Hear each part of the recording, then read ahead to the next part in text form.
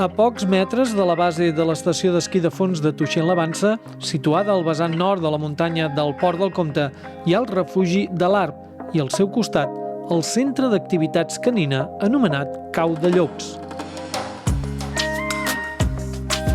La seva especialitat és fer recorreguts en trineus de patins arrossegats per gossos, però a falta de neu han buscat altres alternatives, com aquesta, de patinet arrossegat per un gos. Per la pista forestal, que en principi hauria d'estar plana de neu i formar part del circuit de fons de l'estació de Tuixén-la-Vansa, és per on porten a terme el recorregut.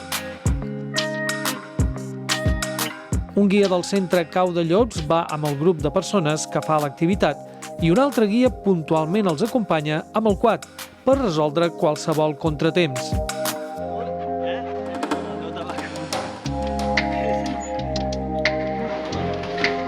Aquest és un trineu que utilitzem per sortir amb els gossos a la neu, però si filmeu una mica cap aquí, veureu que de neu poc en tenim.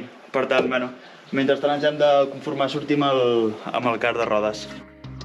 El car és aquesta estructura rectangular amb unes cadires. El manillar està al darrere, on va el guia.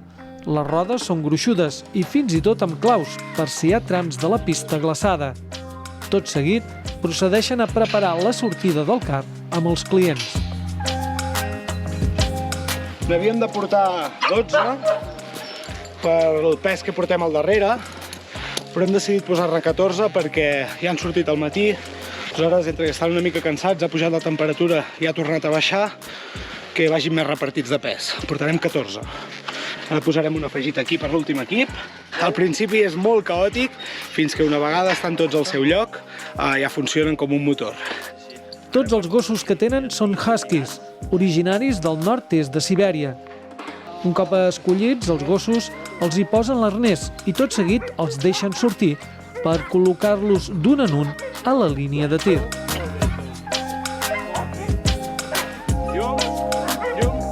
Tot això es fa el més ràpid possible, ja que els gossos tenen moltes ganes de marxar corrents.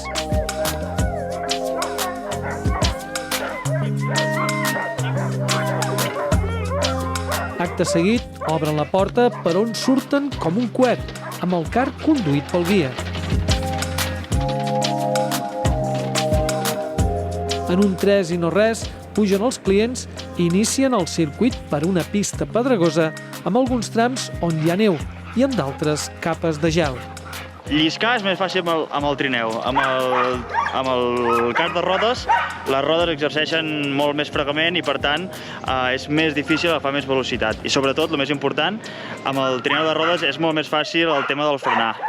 Amb la neu, si trobes a part plaques de gel i de més, és molt difícil frenar amb el trineu de patins. Jo de moment em quedo amb això, perquè de fet encara estic aprenent jo en el trineu. Té un bagatge que, són moltes hores d'experiència.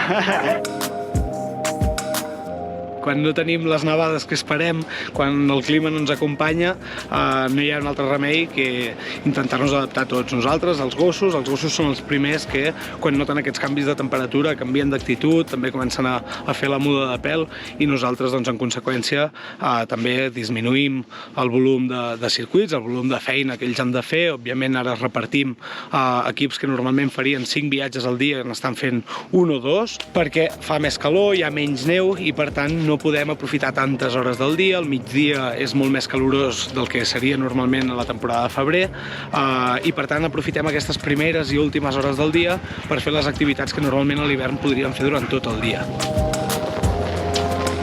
Ens hem hagut d'adaptar, tot i que sí que és veritat que ja fa anys que està descoberta la manera d'adaptar-nos, però l'estem potenciant cada vegada més. Per què? Doncs perquè nosaltres, al setembre, quan ja baixem dels 15 graus, comencem a entrenar i per fer aquest entrenament tampoc tenim neu, per tant sortim amb un trineu de rodes, que en diem un kart. Amb aquest kart sortim de setembre fins que neva i aquesta temporada que aquí a Tuixén, igual que molts altres llocs del Pirineu està nevant molt poc, estem fent més viatges amb aquest trineu de rodes, amb aquest kart, que no pas amb els trineus habituals.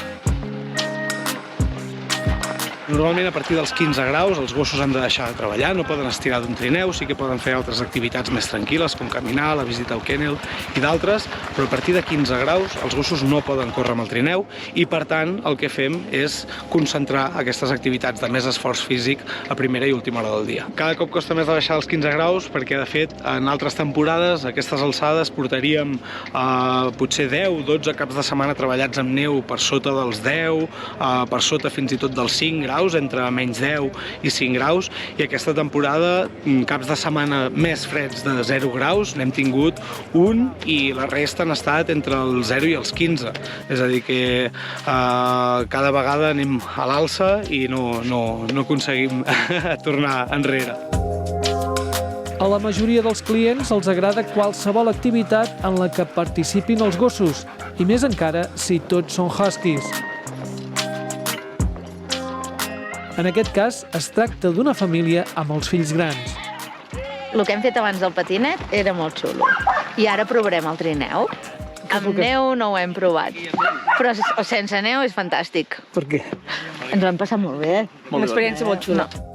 Malgrat no nevi ni faci prou fred, hi ha moltes coses a fer a la muntanya invernal que no necessàriament passen per lliscar per damunt la neu.